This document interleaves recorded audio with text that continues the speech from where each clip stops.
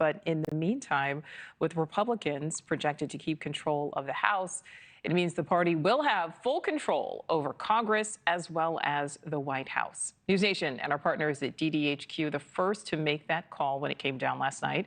Republicans will have at least 219 seats when the new Congress is sworn in, although the GOP's majority will be slim, with a number of races in California still not called. So let's bring in NewsNation's Joe Khalil, live for us there on Capitol Hill. And Joe, we heard from House Republican leadership just a short time ago.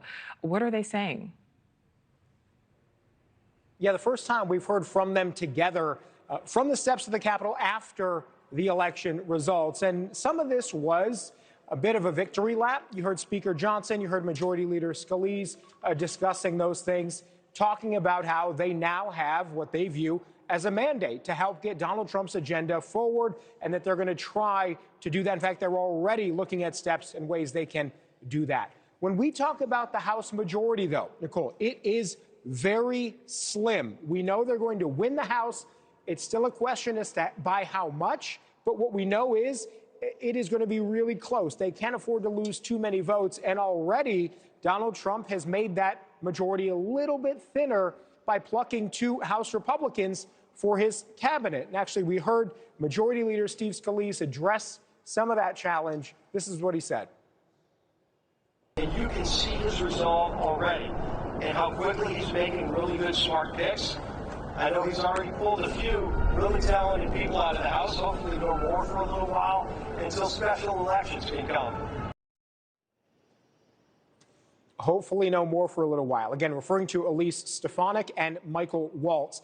Now, what we remember from this current Congress over the last 2 years, Nichole, is Republicans had a hard time passing certain pieces of legislation because they couldn't get their own members on board all the time. So again, losing 2 members when you have a majority of effectively 4 people may actually hinder some of the legislation in the first 100 days. We're going to have to see. The Speaker says this time around, rather than in 2017 when Trump won the first time, they have a plan in place. They know what they're doing. They're better prepared to carry out President Trump's agenda.